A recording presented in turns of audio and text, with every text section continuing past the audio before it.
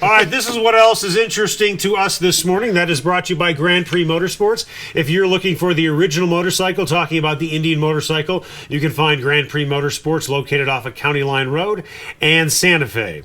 DeMarco Murray has a new team. A team that's within the Cowboys division, the Philadelphia Eagles. This is why I find this to be such an interesting deal, okay?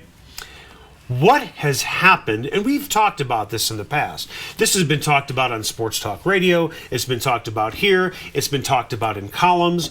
What has happened to running backs when the NFL's leading rusher can just go to another team?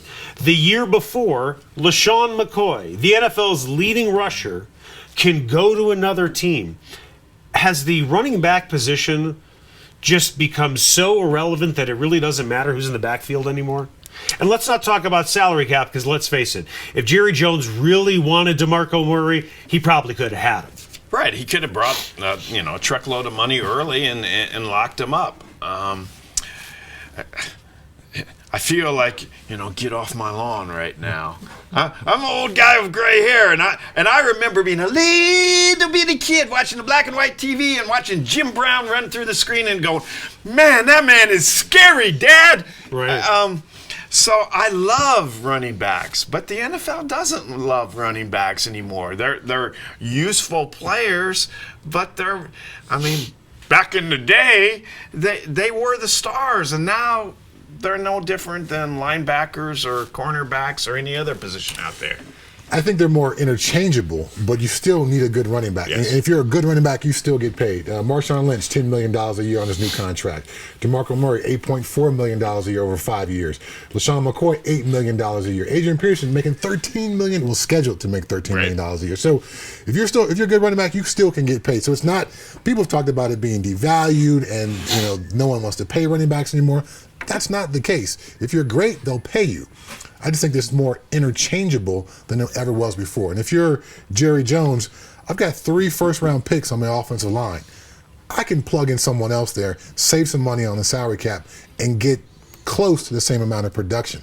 But if you're Chip Kelly, now he's got 3 really good running backs over there, and that's going to be a nightmare matchup. As a defender, particularly with the way spread offenses work in college football, to go to the NFL and suddenly be asked to be a 70s defender when you play the Philadelphia Eagles and stop somebody who wants to run the ball 40 or 50 times a game, defenses aren't built for that anymore. So there's going to be a constant evolution, and I think the teams that run the ball the best now will perhaps be the most likely playoff teams. I hope you're right.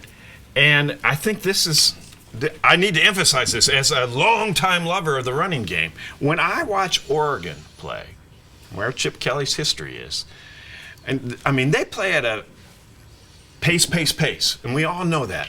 But primarily, when I watch them play, I see a running team, not a passing team. They were and are a running team more than a passing team, yes. And so that encourages me that you're right, that maybe the pendulum is swinging back a little bit, and if you run faster with more plays, that maybe the running game will return, if not to dominance, at least to importance in the NFL.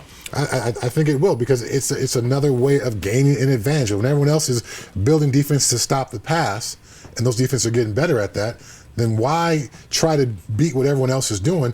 I'm going to start running the football when no one else is prepared to stop that. It just makes sense from a schematic perspective.